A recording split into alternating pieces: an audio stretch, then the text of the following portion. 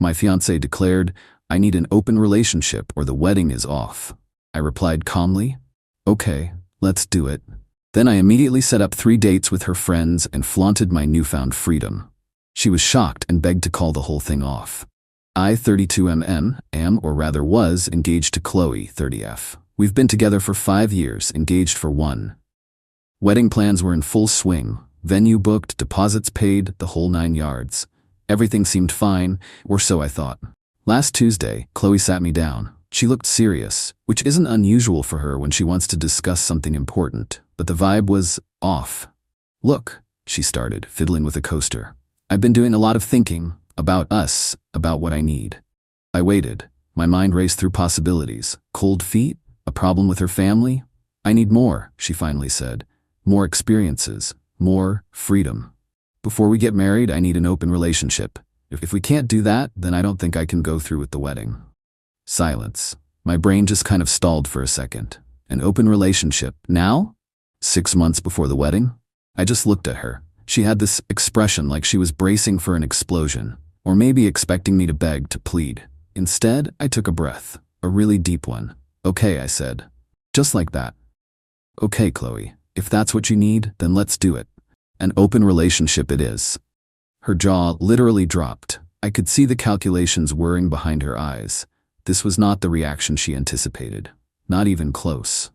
"Wait, what?" she stammered. You're okay with this?" "Well, you said you needed it or the wedding is off," I replied, keeping my voice even. "I don't want the wedding to be off because you feel trapped or unfulfilled. So, yes, open relationship. We should probably set some ground rules, right?" She just stared, completely flustered. Yeah, ground rules, sure." But she hadn't thought that far.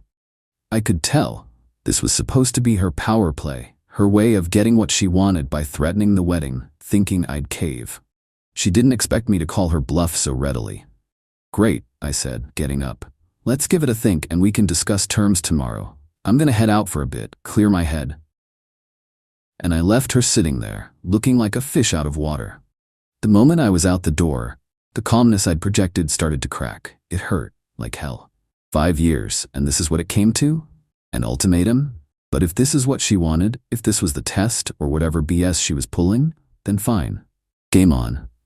Update 1. Taking her at her word. 1 week ago, so after Qley's bombshell about needing an open relationship or the wedding's off and my immediate agreement, things got interesting. The next day, Qley was still acting weird, like she couldn't quite believe I wasn't throwing a fit or begging her to reconsider. She tried to initiate the ground rules talk, but it was vague. Stuff like being respectful and honesty. Standard, but also clear she hadn't thought this through beyond her own desires. I listened, nodded, and agreed to her very loose terms. No curfews, disclose if asked, use protection. Basic stuff. She seemed to think that her being the one to ask for this meant she'd be the only one acting on it. Or at least acting on it first and with enthusiasm. Lol. Here's where it gets fun. Or not fun, depending on your perspective. My perspective? She made the rules. I'm just playing the game. I have a pretty good memory for conversations. Over the years, Qley has mentioned, often in passing, which of her friends have had crushes on me or made comments. Not in a jealous way, more like a "can you believe Maya said you had nice arms" kind of way. I filed those comments away. So, Wednesday evening after our ground rules chat, I did a little reaching out. First, Maya, 29. Qley's friend from college, always bubbly, always friendly. I sent her a casual text. "Hey Maya, random question, you busy Friday night? Qley and I are trying this open relationship thing, and I figured I'd see if you were free to grab a drink." Her reply was almost instant. "Wait, seriously? Qley's agreed to this? And OMG, yes, I'm free." Next, Sophie, 31. Qley's work colleague, a bit more reserved, but we've always had good banter at group events. My text to her, "Hey Sophie, hope you're having a good week. Qley and I have decided to explore an open relationship for a bit. Any chance you'd be interested in dinner on Saturday?" Sophie's reply took about an hour. "That's unexpected. From Qley? Are you sure? But yes, dinner sounds intriguing. I'm game." Finally, Isabel, 30. Her childhood best friend. This was the boldest one, because Isabel is quite outspoken. My text, "Isabel, long time no see properly. Quick heads up, Qley and I are opening up our relationship. Wondering if you're around for coffee or something stronger next week? Isabel called me. What in the actual hell? Qley suggested an open relationship? Is she insane? And you're asking me out? She set the terms, Isabel, I said calmly. I'm just seeing who's interested in a no-strings coffee or drink. Her idea, her rules. Isabel was silent for a moment. Then she laughed. A genuine, loud laugh. You magnificent bastard. Okay, I'm not sure if I'm horrified or impressed or both.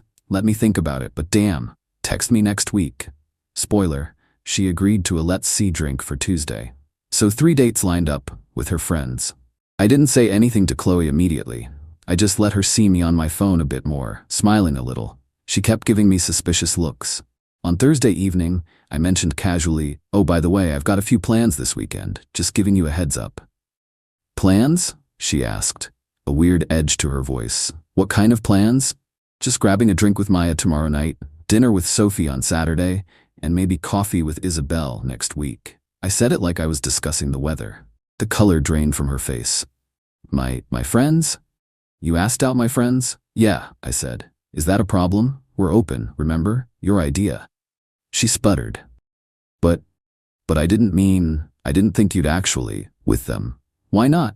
I asked, genuinely curious at this point. They're attractive, interesting people. And they were available.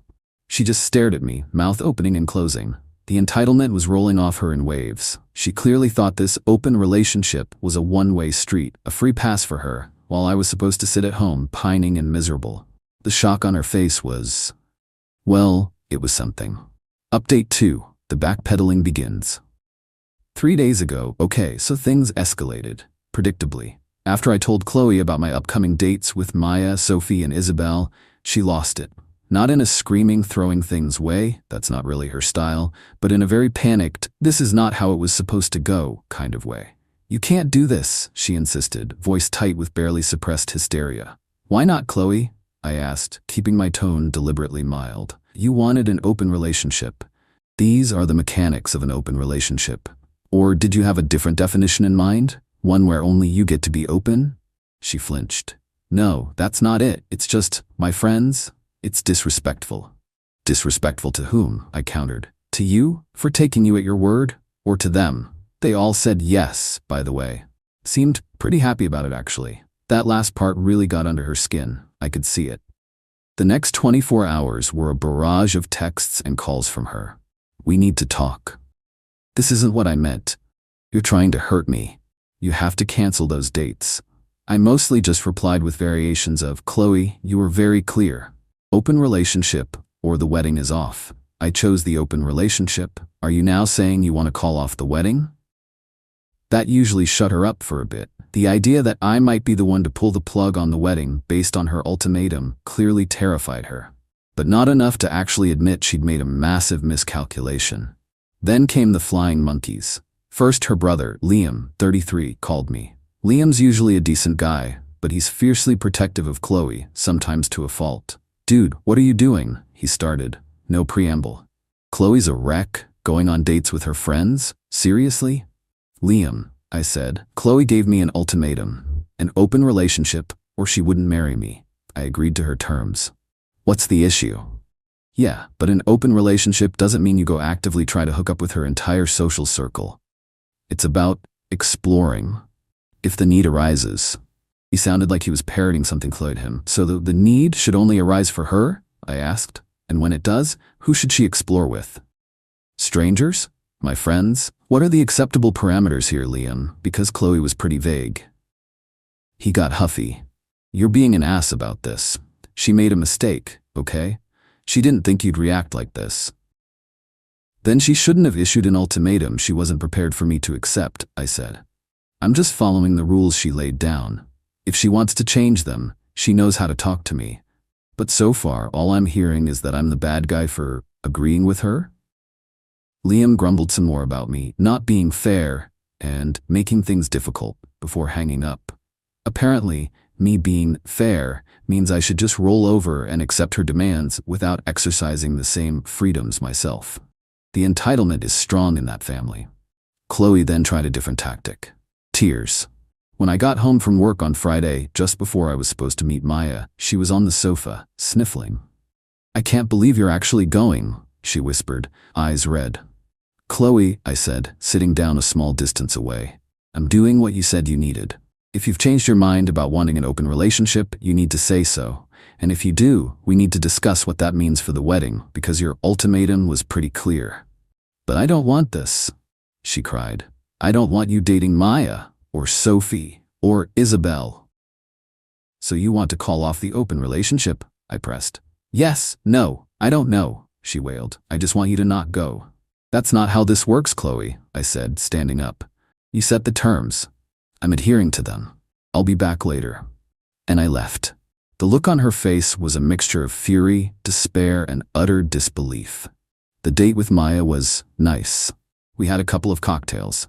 She admitted Qley had been acting erratically lately and was surprised by the whole open relationship thing, but also said Qley had always been a bit of a grass is greener type. Maya was fun, easy to talk to. Nothing physical happened beyond a hug, goodbye, but it was a pleasant evening. She did say, "Qley is going to lose her mind when she hears you actually went through with this." I just shrugged. Qley was waiting up when I got home, arms crossed, eyes narrowed.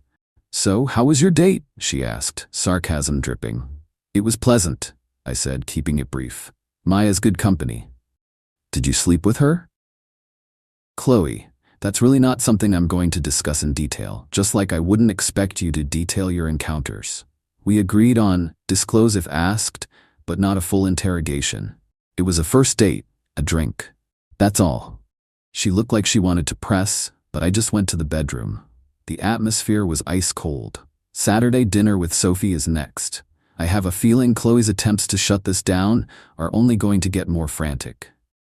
She really thought she could have her cake and eat it too, without me even glancing at the dessert menu. Update 3, Consequences and Confrontations. Today, the saga continues, and the entitlement levels from Qley have somehow managed to go even higher. My dinner with Sophie on Saturday night went ahead as planned. Sophie is sharp, and she pretty much called Qley's play from the get-go. "She thought you'd fold, didn't she?" Sophie said over appetizers. "Qley loves the idea of being desired by everyone, but she wants you as her safe, stable backup." Ouch, but accurate. Dinner was great, conversation flowed easily. Again, nothing physical, just good company. Sophie did mention Qley had called her earlier that day, trying to get her to cancel, feeding her some story about how I was misinterpreting things and acting out. Sophie, to her credit, told Qley that I'd been perfectly clear and that Qley was the one who'd initiated the open relationship idea. When I got home Saturday night, Qley was furious. This time, it wasn't just panicked tears. It was anger. "You're enjoying this, aren't you?" she seethed. "You're deliberately trying to humiliate me." "Qley, I'm literally just doing what you asked, or rather what you demanded as a condition for our marriage," I said, tired of the same circular argument. "You wanted open. This is open. If you wanted monogamy, you shouldn't have issued an ultimatum saying otherwise." "But I want us," she cried. "I want you. I made a mistake, a huge mistake. Can't you see that?" "I see that you tried to manipulate me," I said, and for the first time my voice was hard. "You put a gun to the head of our wedding, expecting me to beg you to put it down. Instead I said, okay, your terms, and now you're shocked that I'm actually following through." "So that's it?" she asked, her voice cracking. "You're just going to keep dating my friends? You're going to destroy our relationship and my friendships to prove a point?" "Our relationship was pretty much on life support the moment you gave me that ultimatum, Qley. And your friendships seem to be fine." Maya and Sophie both seemed to understand the situation perfectly. They were more confused by your actions. Then came the big one. Her mother, Karen, let's call her that, it fits, called me on Sunday afternoon. I was expecting it. "I am so disappointed in you, my name," Karen began, her voice dripping with condemnation. "Qley is heartbroken. How could you be so cruel as to flaunt other women in her face, especially her own friends?" "Karen," I replied, trying to keep my patience. "Qley told me she needed an open relationship, or the wedding was off. I agreed to her terms. I am respecting her stated needs." "But she didn't mean it like that," Karen insisted. "She was just confused. Young women get confused before their weddings. You should have been the bigger person, reassured her, not taken her literally and run off with her friends. The sheer audacity. So I was supposed to psychically discern that her explicit ultimatum wasn't what she really meant? And being the bigger person involves letting her dictate terms that only apply to her? I don't think so, Karen. Qley is an adult. She made an adult decision, and she's now seeing the adult consequences of that decision. Karen huffed about how I was immature and vindictive and how I was ruining everything.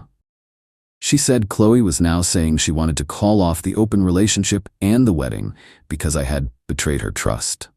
By checks notes, doing exactly what Qley had insisted upon. The mental gymnastics are Olympic level. Qley herself has been alternating between sobbing apologies, angry accusations that I've planned this all along to get out of the wedding, lol what? And desperate pleas to just make it stop. She said she wants to call off the open relationship. Okay, I said. We can call off the open relationship, but Qley, the ultimatum you gave me, that's not something I can just forget.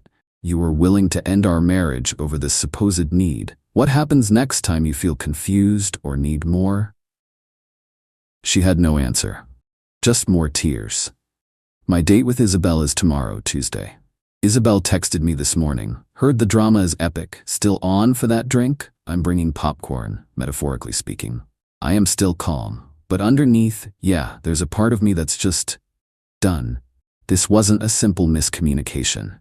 This was a calculated move by Qley, expecting me to crumble. Her shock isn't that the relationship is open, it's that I'm participating. The wedding is looking less and less likely, not because of the open relationship, but because the trust is just gone. She showed her hand, and it was not a good one. Final update, the dust settles. 1 month later, it's been a whirlwind, but I guess it's time to close this chapter out for anyone following. My drink with Isabel happened. It was enlightening. Isabel is incredibly blunt. She basically confirmed what Sophie hinted at. Qley has a history of this kind of thing, testing boundaries, wanting what she can't have, and expecting others to adjust to her whims. Isabel didn't hold back on her opinion of Qley's ultimatum, calling it incredibly stupid and selfish. We actually had a decent time, no romance, just a very honest conversation. Isabel did say she was surprised I called Qley's bluff so thoroughly. Most guys would have either freaked out or just sulked, she commented. After that meeting, I sat Qley down. No more games, no more tears from her side being the main event. Qley, I started, this whole open relationship thing. You said you wanted to call it off. I agree. It's off. A flicker of hope in her eyes. But, I continued, the fact that you issued that ultimatum, open relationship where the wedding is off, that's the real issue here. You were ready to throw away 5 years, our entire future, because you supposedly needed this. And when I called you on it, your only problem was that I was also partaking, not that the premise itself was damaging. She started to interrupt, but I didn't mean for you to. It doesn't matter what you meant for me to do, Qley, I cut her off, calmly but firmly. It matters what you said, what you demanded. You showed me that you're willing to detonate our life together on a whim, or as a manipulation tactic. I can't build a marriage on that foundation. So yeah, I told her the wedding is off. For real this time. From my end.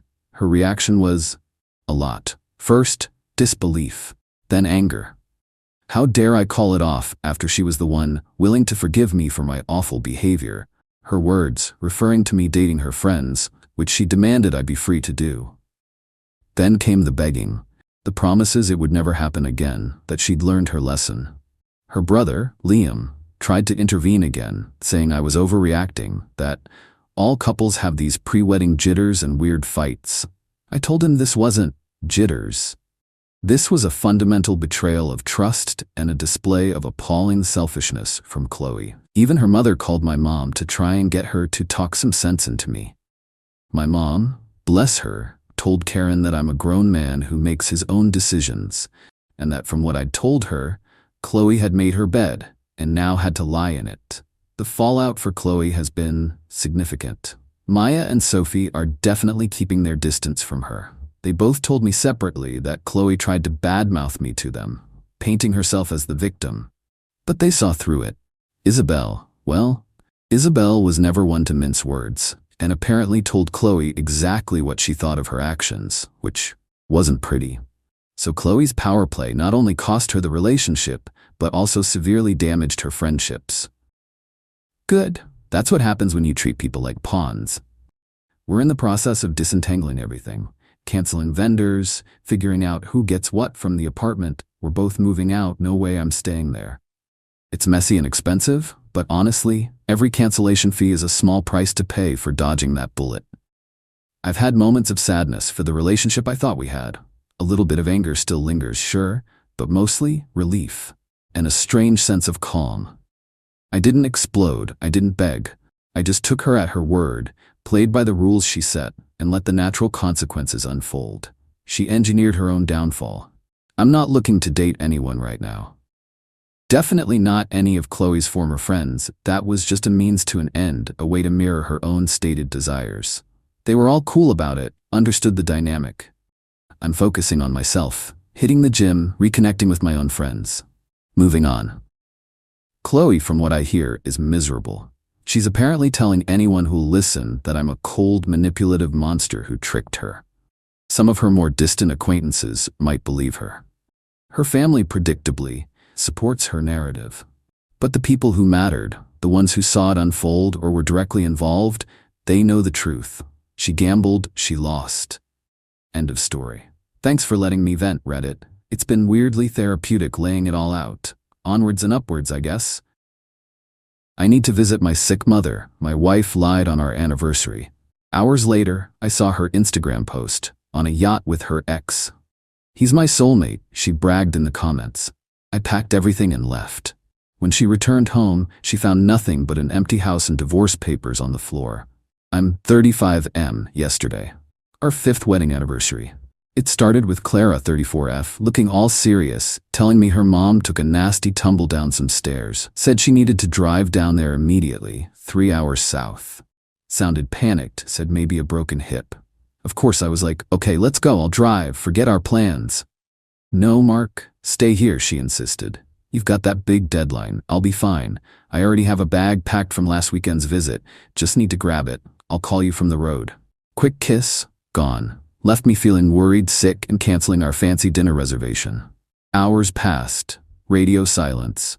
I texted, delivered, not read, called, straight to voicemail. By mid-afternoon, the worry was starting to curdle into something else. Annoyance? Suspicion? Her mom lives in a town with perfect cell service. Why no call? Why voicemail? Around 4 p.m. my phone buzzed. Not Clara. A DM on Instagram from Qley, 30s, someone we know peripherally. More an acquaintance from Julian's, 36M, Clara's ex, circle. I barely know her. The message read, "Hey Mark, sorry if this is weird, awkward, but wasn't Clara going to see her mom today? Only asking, BC Julian just posted this." Attached was a direct link to Julian's latest IG post. My thumb hesitated for maybe half a second before clicking. And there it was. Crystal clear photo. Julian, grinning like an idiot, arms slung around my wife. Clara, both holding champagne flutes, leaning against the railing of a massive yacht. Blue water, sunny sky, definitely not her mom's inland town. The caption under Julian's post, "Some connections never fade." My blood ran cold. I clicked on the comments, scrolling fast, a few mutuals liking it, some generic, looks fun comments. Then I saw it, a comment from Clara's own account, "He's my soulmate, always has been." Soulmate, posted publicly, on our anniversary, while supposedly at her injured mother's bedside. The pre-packed bag, the rushed exit, the radio silence. It all snapped into focus with brutal clarity. I didn't explode, didn't even feel rage, not yet. Just this profound, ice-cold certainty. It was like watching a movie scene click into place. This wasn't a mistake, a misunderstanding. This was a calculated betrayal. So I calculated too. First, screenshots, everything. The post, the comments, the timestamp. Saved them securely. Second, checked the lease on our rental house. Still solely in my name, thank God for that detail. Third, suitcases. Out they came. I spent the next few hours packing my life. My clothes, my books, my tech, my personal effects, anything verifiably mine. Left the shared stuff, ignored hers completely. Fourth, called my friend Dave. 35M, need your spare room. Clara's situation blew up. He just said, "Keys under the mat. Come whenever." Solid dude. Fifth, called a shark of a divorce lawyer recommended by a colleague. Explained calmly, emailed the screenshots. "Consider it done," he said. Papers would be ready by morning. Before leaving, I gathered Clara's immediately visible stuff: shoes by the door, jacket on the chair, makeup on the counter, and put them in her suitcases near the front door. A small, petty gesture? Maybe. Felt necessary. The last step: placed a plain manila envelope on the bare living room floor. Inside, printouts of Julian's post, her soulmate comment highlighted, and a single sheet with the lawyer's name and number stating divorce papers were being filed. Locked up, drove to Dave's, turned off my phone. The house looked hollowed out when I left. Felt fitting. The hurricane hits when she docks her yacht and comes home to reality. Let it rain. I'm already somewhere else. Update 1, approx 3 days later. Alright, quick update for those following this train wreck. Thanks for the DMs and comments. Weirdly grounding to know I'm not totally nuts for reacting this way. So, the catamaran Casanova and my soon-to-be ex-wife returned yesterday. I was safely ensconced at Dave's place, phone strategically off until my lawyer gave the green light, papers officially filed and served via his office later that day. When I did turn it on, apocalypse. Dozens of missed calls, voicemails escalating from tearful confusion. Mark? Where are you? What happened? To pure venomous rage. You asshole, you did this. Texts were a whole novel of accusations and demands. I let the lawyer earn his retainer, ignoring everything until confirmation of service. Then, I picked up one call. Mark, what is this? The house is empty. Divorce papers. Are you insane? Me, Clara, I moved out. It's over. Over? Because of a stupid picture? Julian felt sorry for me because my mom was sick. He was just cheering me up. The lie morphed impressive. Me, Clara, Qley sent me the link. I saw the post, I saw your comment. He's my soulmate, always has been, on our anniversary, while your mother was supposedly laid up with a broken hip. Don't insult my intelligence. Clara, a beat of stunned silence, then fury. Qley? That bitch, she twisted it. You can't just leave. This is our home. Where's my stuff? You stole my things. The lease is in my name. I left. Your immediate belongings are in your suitcases by the door. For everything else, contact my lawyer to arrange collection. Don't call me again. Clara, my lawyer will eat yours alive. You will pay for this. You abandoned me. She hung up screaming threats. 2 Act 2. Maya, 32F, the sister-in-law from hell, called me about an hour later, already fed a distorted version of events. Maya, Mark, Clara is devastated. How could you be so cruel? Throwing her out over a misunderstanding. Maya, it wasn't a misunderstanding, it was a lie. Infidelity confirmed by her own public comment on our anniversary. The divorce is happening. This is between her and me. Maya, unbelievable. She deserves that house. She decorated it. You owe her. You're nothing without her. Standard Maya rhetoric. Me, it's a rental in my name. Lawyers will handle assets. Goodbye. Blocked. Felt good. Predictably, Clara escalated. Showed up at the house yesterday evening, demanding to be let in. I wasn't there, but Dave lives nearby and saw her. She apparently tried the key, realized the locks were changed. Yep, called a locksmith the day after I left. Showed him the lease, ID, everything legit. He confirmed ownership, leaseholder status before touching anything. She started banging on the door, screaming. Then, she called the cops. Claimed illegal eviction. Locked out of her residence. A patrol car showed up. Dave saw them talking to her. Then they presumably called me, forwarded to my lawyer as instructed. My lawyer handled it, faxed the lease agreement to the precinct, explained the situation. Legal resident changed locks on his rental after filing for divorce due to documented infidelity. Other party was notified to arrange property collection via legal counsel. The cops, thankfully acting by the book, informed Clara it was a civil dispute. They couldn't force entry. She needed to go through lawyers. Dave said she absolutely lost it on the officers, screaming about her rights, calling them useless. They eventually told her to leave the property or risk disturbing the peace. No sign of Julian offering soulmate support during this curbside meltdown. Surprise, surprise. Lawyer sent her lawyer the formal notice today. 7 days. Arrange a time. Collect all personal belongings. Neutral third-party presence mandatory. Dave for me, she can bring one non-Julian person. Failure means storage unit at her expense after the first month. The entitlement is breathtaking. The sheer audacity to lie that blatantly, get caught red-handed, and still play the victim. It's almost impressive. Stressful? Hell yes. Second-guessing myself? Not for a second. This is the right move, waiting for the legal volleys to continue.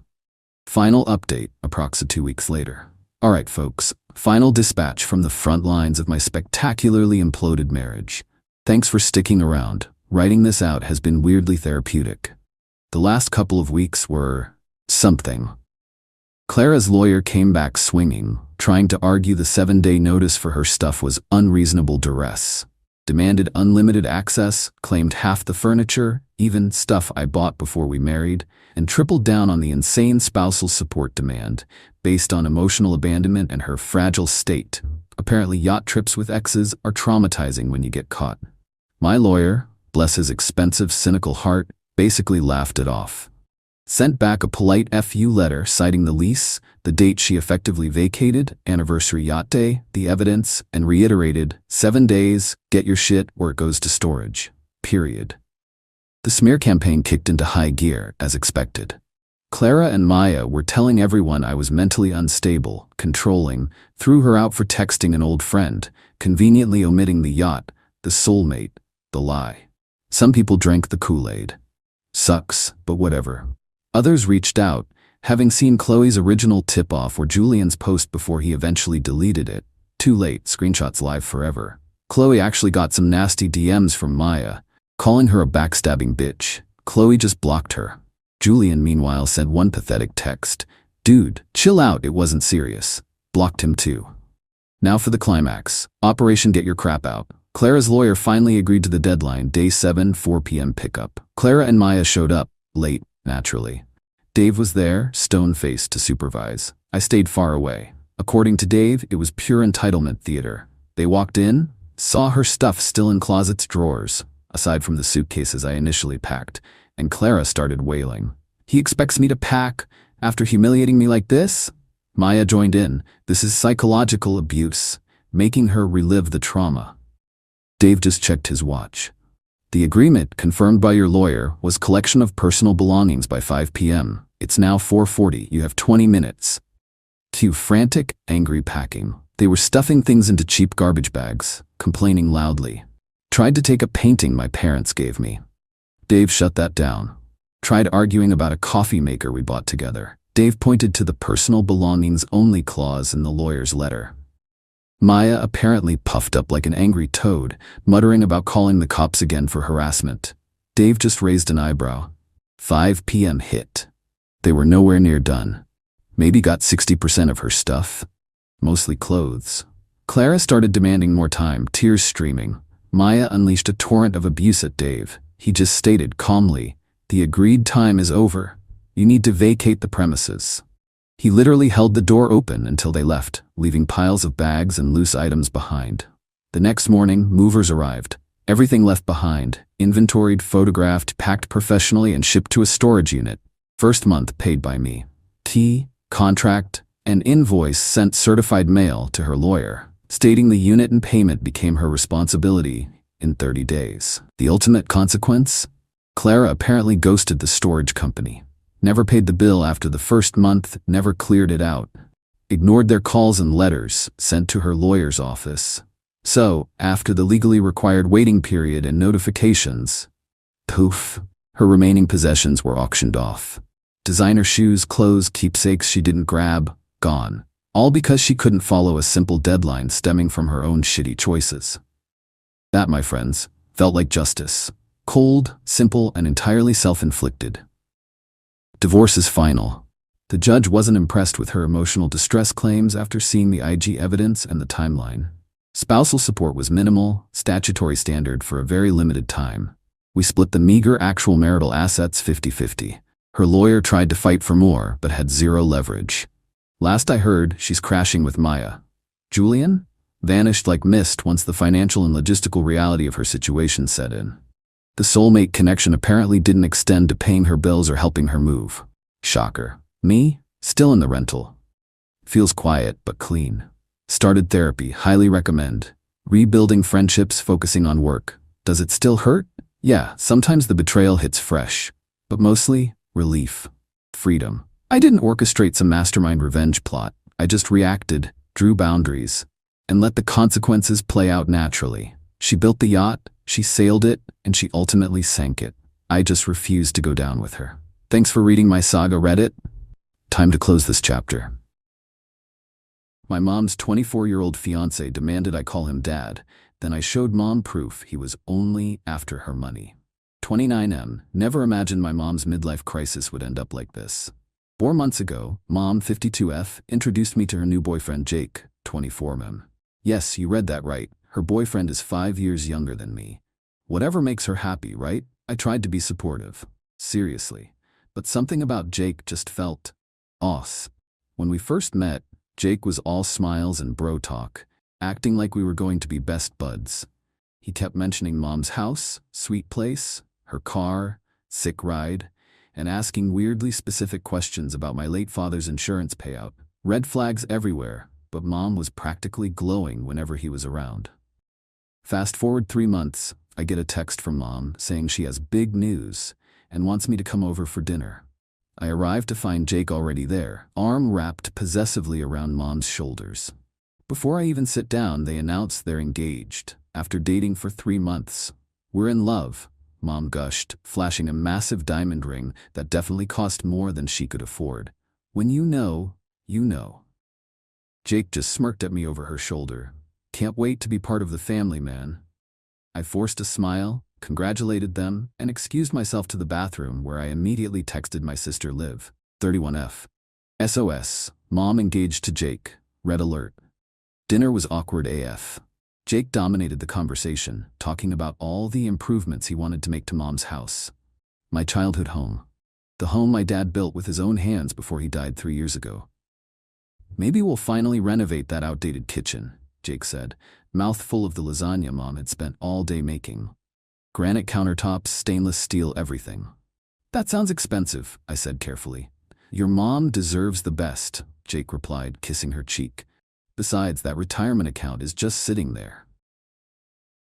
Mom's face fell slightly. I'd never discussed finances with her, but I knew Dad had left her comfortable, not wealthy. Comfortable enough that a 24-year-old with no visible means of income might find her very appealing. As I was leaving, Jake pulled me aside. Listen, man, your mom and I are getting married. Time for you to accept that I'm the man of the house now. I just nodded, eager to escape. But as I reached for the door, he added, She says you come around every Sunday for dinner. That's gonna change. She needs to focus on her new life. With me. That's when I decided to start digging. Turns out Jake wasn't hard to research. His Instagram was public, full of photos showing him at clubs, on vacations, always tagging different older women. His LinkedIn claimed he was an entrepreneur and investor, but listed no actual companies or education. Most damning was his Twitter, where he'd recently replied to a post about dating older women. They're so grateful for attention they don't ask questions about where you go at night. Plus that retirement dollar. I took screenshots of everything, created a folder on my phone, and waited. I knew confronting mom directly would just make her defensive. I needed the right moment. It came sooner than expected. The following Sunday, I showed up for our usual dinner despite Jake's warning. Mom seemed nervous when she opened the door. Oh, Tyler, I forgot to call you. Jake and I made other plans tonight. From inside, I heard Jake shout, Is that your kid? I told you to call him. Mom's face flushed with embarrassment as Jake appeared behind her, clearly annoyed. Dude, we talked about this, he said. We need some alone time. It's just dinner, I replied. Family tradition since Dad died. Jake's expression darkened. Well, I'm her family now, and it's Dad to you. I almost choked. Excuse me? You heard me. I'm marrying your mom. Show some respect. I looked at Mom, expecting her to shut this down immediately. Instead, she nodded. Tyler, please. Jake's going to be your stepfather. Is it so hard to show some respect? Something inside me snapped. I laughed. I couldn't help it. The absurdity of my mother asking me to call someone 5 years younger than me Dad was too much. Are you laughing at us? Mom demanded, her voice rising. Show some respect. That's when I pulled out my phone. Mom, we need to talk. Alone. Anything you have to say can be said in front of my fiancé, she insisted. So I showed her. Everything. The posts about targeting older women, the comments about retirement accounts, the photos with at least 3 other older women over the past year, all wearing similar engagement rings. He's a con artist, Mom. He's after your money. Mom's face went from anger to confusion to dawning horror. Jake tried to grab my phone, but I stepped back. "It's all taken out of context," he shouted. "Baby, don't listen to him, he's just jealous." But Mom had seen enough. Her hands were shaking. "Is this true, Jake?" "Of course not. I love you." But his eyes kept darting to the door. "Get out," Mom whispered. When he didn't move, she pointed to the door. "Get out." Jake's face transformed. The charm vanished, replaced by ugly rage. "You stupid old bitch. You think anyone your age gets a guy like me without paying for it?" I stepped between them. "Leave, now, before I call the cops." He left, but not before promising, "This isn't over." Mom cried all night. I stayed with her, sleeping on the couch. In the morning, she changed the locks and called off the engagement. I thought that was the end. I was wrong. Update 1. It's been a week since the Jake disaster, and holy shit, things escalated fast. Mom moved quickly after kicking Jake out. She changed all the locks since Jake had been living with her for the past month. She also blocked his number, but he still managed to contact her through new burner phones and email addresses we hadn't blocked yet. Monday and Tuesday, Jake bombarded these channels with messages, switching between apologies. "Baby, I can explain. Let me come back." Threats. "You'll regret this." And guilt trips. "I gave up everything for you." She ignored all of them. Wednesday morning, Mom called me in a panic. Jake had shown up at her workplace, causing a scene in the lobby of the accounting firm where she's worked for 15 years. Security escorted him out, but not before he shouted that she owed him for wasting his time and would pay one way or another. Her co-workers were horrified. Mom was mortified. I suggested she file for a restraining order, but she was hesitant, still embarrassed about the whole situation. "It's just a bad breakup," she said. "He'll get over it." That night, someone keyed her car. No proof it was Jake, but come on. Things got really weird on Thursday. Mom's friend Carol called her, confused about why Mom was asking for money. "What are you talking about?" Mom asked. Turns out, Jake had created a fake Facebook profile using Mom's photos and was messaging her friends, claiming she was in financial trouble after being scammed by her son. He was asking them to send money to help her get back on her feet. Carol almost fell for it until she noticed the terrible grammar in the messages. "My mom is a former English teacher and grammar Nazi extraordinaire." That's when Mom finally agreed to file a police report. The officer who took the statement seemed bored until I showed him Jake's social media history. Suddenly, he was very interested, saying this matched the pattern of a romance scammer they'd been tracking. Saturday morning, Mom woke up to find her garden destroyed. Every plant ripped out, her beloved rose bushes, the ones she and Dad had planted when they first bought the house 25 years ago, all cut down to stumps, written in mulch across the lawn. "Pay up." That was the breaking point. Mom immediately called the police again to report the vandalism, then spent the rest of the day filing for a restraining order. The next day, while waiting for the restraining order to be processed, I helped Mom set up security cameras around the property, something I'd been suggesting since Jake first showed up at her workplace. We were in the middle of installing the final camera when Jake showed up on Sunday evening, clearly drunk. He thought Mom would be at church, she goes every Sunday evening, but she'd skipped it because of everything happening. The doorbell camera we'd just installed caught him stumbling up to the porch, muttering to himself about getting what's mine. He had a key. The creep had made a copy before Mom changed the locks. When the key didn't work, he started pounding on the door, screaming, "I know you're in there. You owe me. We had a deal." Mom called 911 while I stood by the door, baseball bat in hand, Dad's old Louisville slugger. Jake was still screaming when the cops showed up. "She promised to put me in her will. We had an agreement. That house is mine." The officers cuffed him right there on the porch. Turns out violating a restraining order while drunk and admitting to attempted fraud isn't a great combo. As they put him in the cruiser, one officer came back to take Mom's statement. That's when things got interesting. "Ma'am, you should know. This isn't his first rodeo. There are 2 other complaints against him from women in the area. Similar MO." The officer showed Mom a mugshot from 6 months ago. Jake had been arrested for theft from another older woman, but charges were dropped when she refused to testify. These guys target vulnerable women, usually widows with some assets, the officer explained. They love bomb them, move fast into engagement, then start draining resources. Mom was quiet for a long time after the police left. Finally, she said, "I feel so stupid." "You're not stupid," I told her. "He's just a really experienced con artist." "Your father would be so disappointed in me," she whispered. That broke my heart. Dad would understand, and he'd be proud of how you handled it once you knew the truth. She hugged me then, really hugged me, for the first time since this whole mess began. I thought that was the end of the Jake saga. But yesterday, my phone exploded with notifications. 7 missed calls from Mom in the span of 10 minutes. I called back immediately, panicked something terrible had happened. But for the first time in weeks, Mom was laughing. "You won't believe who just called me," she said. "Jake's mother." Update 2. Okay, so Jake's mom, Karen, because of course that's her name, somehow got Mom's number and called to berate her for getting her son in trouble. According to Karen, Jake is just misunderstood and has a big heart. Mom put her on speaker so I could hear the whole thing. "Do you know what you've done?" Karen shrieked. "My son has a record now because of you." "Your son has a record because he violated a restraining order," Mom replied calmly, "and tried to con me out of my savings. He wouldn't have needed to if you'd just helped him like you promised. He told me all about how you led him on with promises of supporting his business ventures." I had to bite my tongue to keep from laughing. Business ventures? Jake's Instagram showed his only ventures were nightclubs and buying designer clothes with other people's money.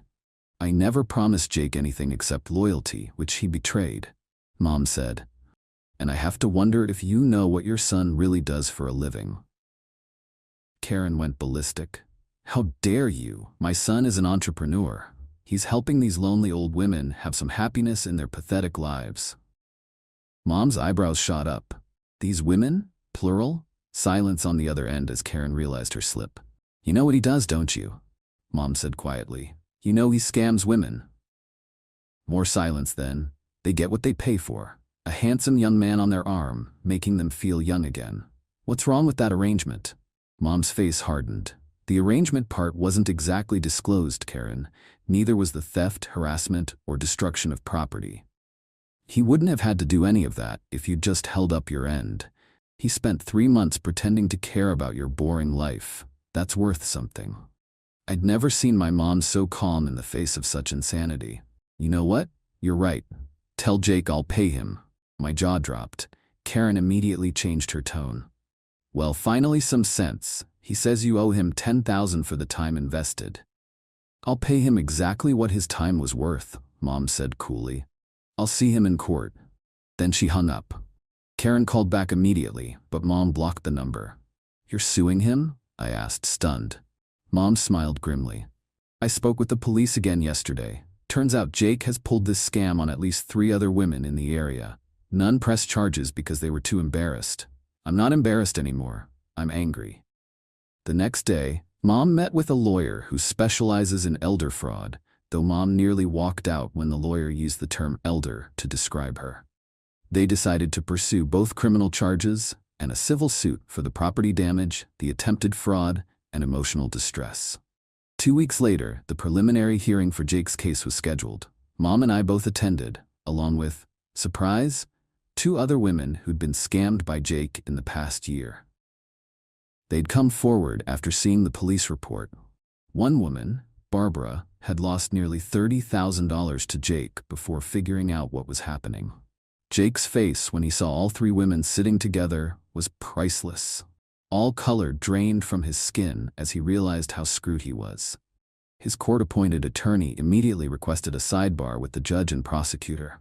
15 minutes later, they announced Jake would be pleading guilty to reduced charges in exchange for full restitution to his victims. Outside the courthouse, Jake's mom was waiting, face twisted with rage.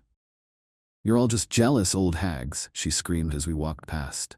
"He could have had anyone, but he chose you. You should be grateful." Barbara, a stylish woman in her 60s, stopped and stared Karen down. "My husband died protecting this country. Your son stole the money meant to support me in my retirement. There's a special place in hell for people like you who raise children to prey on the grieving." Karen at least had the decency to shut up after that. The real bombshell came when the prosecutor approached us. "I thought you ladies should know. We seized his phone. There's evidence of at least 12 more victims across 3 states, and his mother's phone shows she was actively helping him target women through grief support groups on Facebook." That night, Mom opened a bottle of Dad's favorite whiskey that she'd been saving. We sat on the back porch swing that Dad had built before he passed away. "I can't believe I fell for it," she said, staring into her glass. "I was just so lonely." "You're allowed to want companionship, Mom," I said. "Just maybe run a background check next time." She laughed, a real laugh, the kind I hadn't heard since before Dad died. "Your father warned me, you know. He told me I was too trusting. Said that was why I had you kids to look out for me when he was gone." She squeezed my hand. "Thank you for watching out for me." "Always," I promised. Final update. It's been 6 months since the Jake fiasco ended, and I figure I owe you all a final update. Jake is currently serving 18 months for fraud, theft, and violation of restraining orders. His mother Karen got 12 months probation for her role as an accessory. Turns out they'd been running this scam for nearly 4 years, targeting widows and grief support groups. Karen would identify potential victims, then Jake would coincidentally meet them. The prosecutor found evidence of at least 15 victims total, with estimated damages over $200,000. Most were too embarrassed to come forward, but after Mom, Barbara, and the third victim, Diane, went public with their stories, 5 more women joined the case. The judge ordered full restitution, which means Jake will be paying his victims back for basically the rest of his life once he's out. Karma's a bitch. As for Mom, she's doing amazing. The whole experience changed her in ways I never expected. Instead of retreating from life out of embarrassment, she's become an advocate for romance scam awareness, speaking at senior centers and community groups. She even started a support group for other victims that meets monthly at our local library. Last week, she was interviewed for the local news about romance scams targeting widows. The reporter asked if the experience had made her give up on finding love again. "Absolutely not," Mom said. "But next time, I'll trust my son when he tells me something's off." Not gonna lie, I teared up a bit when she said that. The good news, Mom is dating again, properly this time. His name is Richard, he's 56, a high school science teacher, and best of all, a family friend I've known for years. His son Mark has been my friend since college. They're taking things slow, been dating 3 months, and not a single mention of engagement or moving in together. Mom had me run a background check anyway. Richard thought it was hilarious and completely reasonable, given what happened. That's when I knew he might be a keeper. As for me, this whole experience brought Mom and me closer than we've been since Dad died. We talk more openly now. She's less defensive, I'm less overprotective. Finding the right balance. Last Sunday, I arrived for our weekly dinner to find Mom and Liv in the kitchen, laughing over old family photos while Richard helped prep salad. Mom had replaced her destroyed garden with new plants, different varieties than what she and Dad had originally planted 25 years ago, but beautiful in their own way. Change isn't always bad. Sometimes it's necessary. And sometimes what looks like an ending is actually a new beginning. Oh, and I got a text from an unknown number yesterday. "Jake, using some contraband phone in prison. Just 6 words, tell your mom I'm sorry." I didn't respond. Some people don't deserve second chances. Thanks for all the support, Reddit. Couldn't have gotten through this without you all. My ex proposed again, saying her new fiancé didn't understand her like I did. I replied, "Let me think." Then I recorded her sentimental speech and sent it directly to her current fiancé. 24 hours later, her fiancé was publicly calling her out on social media for being a 2-timing loser. I, 32M, honestly thought I was done with Lori-level drama. We broke up 2 years ago. Her choice. Said I was too predictable, not ambitious enough. Translation, I wouldn't bankroll her influencer dreams. It stung, but I moved on. Got a promotion, started hitting the gym, met someone new, casual but good. Life was, finally, uncomplicated. Then, last Tuesday, my phone buzzes. A number I didn't recognize. I deleted Lori's digits years ago after the mess she made, wanting a clean break. But curiosity, or maybe just a gut feeling, made me answer. "Mark, it's Lori." Instant flashback. her voice that I'm about to ask for something tone. Lori.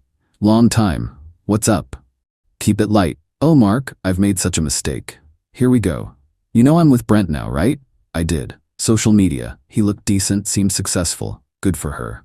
Yeah, heard. Congrats on the engagement. Seen the massive ring pics? That's just it, Mark, she sighed dramatically. He doesn't get me. Not like you did. He's nice, but he doesn't understand my soul. With you it was easy. You always knew what I needed. Internally, yeah. I knew you needed cash for $300 hair and endless brunches. Stayed quiet. Mark, she whispered, like when she wanted a phone plan cosign. Maybe we could try again? I miss you. I miss us. Brent, he's a placeholder. He's stable, but you're you. She then launched into a 5-minute monologue. I was her rock. She dreamed of our future. News to me. Brent was sweet but superficial. The kicker, he bought me this ridiculously expensive radiant sparkle diamond necklace from Glitter Galleria for our anniversary, but honestly I'd rather have that little seashell necklace you found for me on that beach trip. That meant something.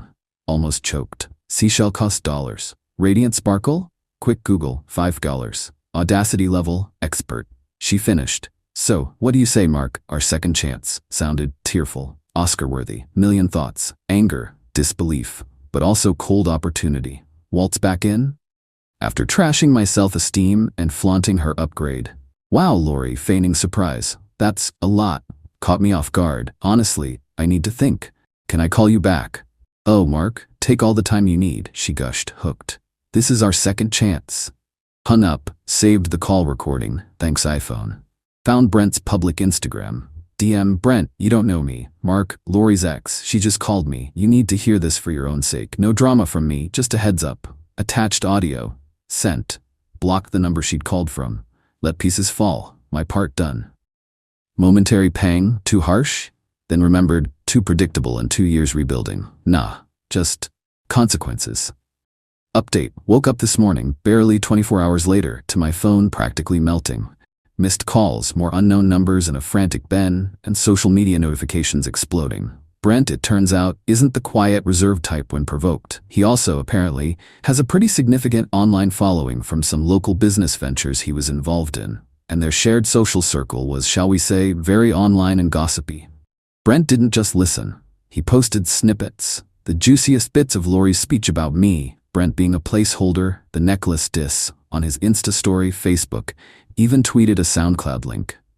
Tagged Lori everywhere. His caption was epic. Turns out my fiancée, Lori, was busy proposing to her ex yesterday, telling him I don't understand her soul and that I'm just a placeholder. Enjoy the radiant sparkle necklace, Lori, because that and your passions are all you'll have. Wedding's off.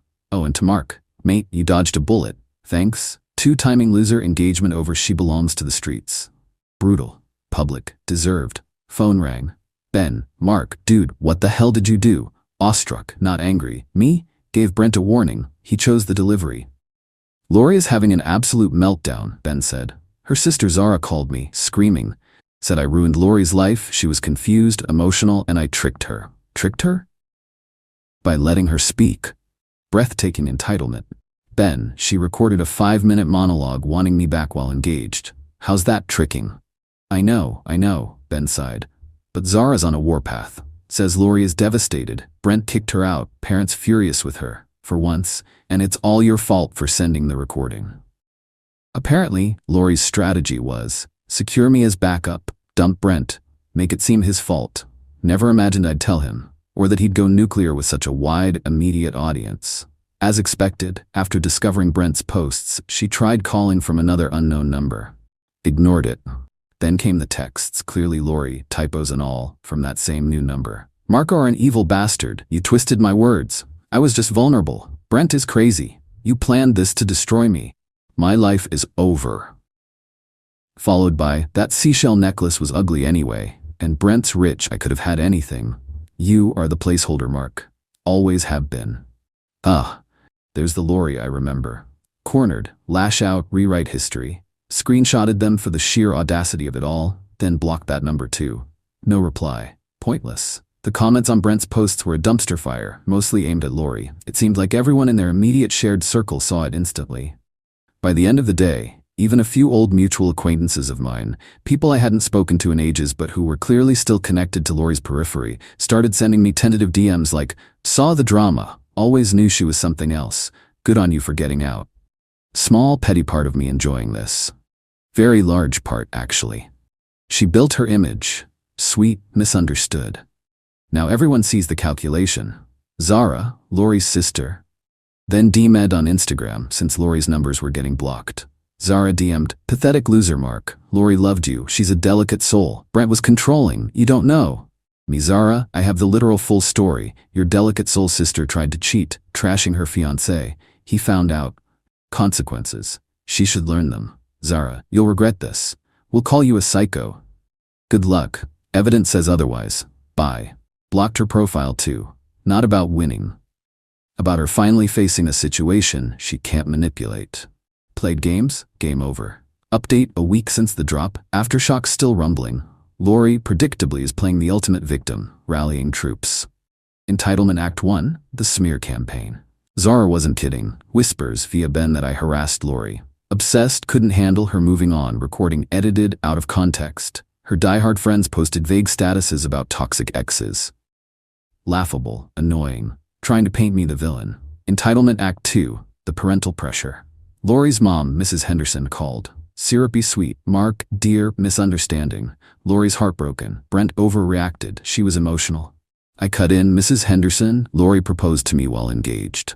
Her tone shifted. She said Brent was a brute. She was scared. You were her safe space. My jaw nearly hit the floor. Brent a brute? The safe space she ditched for being too predictable? I countered, she should have left him, not lined me up. Mark, you must fix this. Her voice got sharper. Tell Brent you pursued her. For Lori's sake, her reputation is ruined. She can't even show her face at the country club. Oh, the humanity. Not the country club, I refuse to lie. Lori created this. She needs to own her actions. Ungrateful boy, she shrieked, then hung up. Classic. Entitlement Act 3, the mutual friend ambush. Ben called, stressed. Lori and Zara want a meeting to clear the air, explain her emotional state. I snorted. No, Ben, nothing to clear. They're relentless, implying if you don't meet, you're hiding something. Almost wavered, then remembered her voice on the recording. So confident. Duplicitous. Tell them I'm busy. Indefinitely. They can explain on Instagram. My counter-move, the quiet facts. No public slanging match. That's what they wanted. Instead, something small, effective. Brent posted snippets. I had the full, unedited 5-minute recording. Sent it to Ben. Ben, since you're in the middle, maybe you should hear the whole thing. Uncut. Then decide who's emotional, who's manipulative. Also, discreetly sent it to a couple of other team mutuals Lori and Zara were trying to poison. No commentary, just the file. Effect was subtle, satisfying. Ben called back hours later. Holy shit, Mark, the full audio, it's even worse. She's cold, calculating, not vulnerable. Exactly. Whispers against me receded. People hearing the full recording couldn't deny its authenticity or Lori's intent. The revenge, if you can call it that. Lori's life, I hear, is a mess. Brent sticking to his guns. Wedding canceled, deposits lost. He's already on dating apps. Good for him. Lori moved back with her parents. Country club shame, lol. Influencer career, posting pics of Brent's gifts, nosedived. Brands dislike, 2 timing losers. A week ago, a long rambling email from Lori. Actually her, not curated. Bizarre mix of self-pity, blame, half-assed apology. Mark, I know I messed up. I was confused and scared. Brent wasn't who I thought he was. But you didn't have to destroy my life. You were always the smart one, the kind one. I thought you'd understand, maybe even protect me. I'm sorry I hurt you back then, and I'm sorry I said those things to Brent. Can't you tell everyone it was a misunderstanding? Just a little white lie to help me get back on my feet? I'll owe you. Big time. Sheer, unadulterated entitlement. Even now, thinks I should lie for her, clean her mess. Owes me. The only thing she owes is an honest look in the mirror. Debated replying no, or let me think. Instead, archived it. Silence is its own answer. She doesn't get it, never will. People like Lori don't have epiphanies. They just find new angles, new people to use. My revenge wasn't some grand plan. Just held up a mirror. She provided the rope, I let her hang herself. Satisfying part? Didn't become like her. Just honest. Update, 3 months now. Dust settled, mostly. Residue remains. Brent's thriving. Social media shows him happy. Traveling. DM'd me, cheers mate, owe you one, liked it, no best buds, but some camaraderie. Lori, still Lori. Smear campaign died once full audio circulated. Victim act failed, evidence too damning. Ben says she's struggling, parents making her get a real job. Influencer well dry, no more freebies, no fancy dinners, just reality. She hates it. Zara still posts passive-aggressive comments if I'm mentioned. Amazing how cruel people sleep at night. I roll my eyes. Her opinion is worthless. Some defend family no matter what. Tribal. Doesn't bother me. Month ago, ran into Lori at a coffee shop. Awkward AF. Saw me, froze, eyes flickered, seen, cry, or ignore. She opted for a tight-lipped glare, got her coffee, and practically fled. No words. Anticlimactic. Just a small, pathetic person avoiding consequences. Best revenge? I'm doing great. Casual thing with new person getting serious. She knows the Lori story, transparency, thinks it's wild. Impressed I didn't stoop to drama. Promotion going well. Saving money, planning a trip. Life is mine. Peaceful. Brief, vulnerable moment weeks after the drop. Phone memory, old photo of me and a seemingly happy Lori. A pang, not for her, but for my past naivety, investing in someone so self-absorbed. Feeling past. That mark is gone. This mark learned. No real apology from Lori, no acknowledgement of her manipulation. Expected. People like her don't change, just find new victims. Her speech wasn't love, it was about securing a safety net. Fallout for her was deserved. Public humiliation, cancelled wedding, social ostracization, loss of sugar daddy.